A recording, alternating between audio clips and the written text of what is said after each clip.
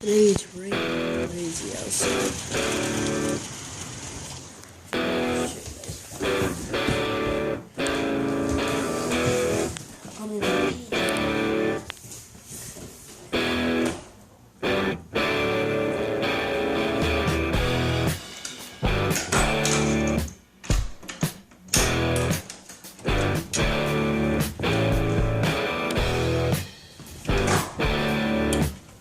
Oh, I've been doing it.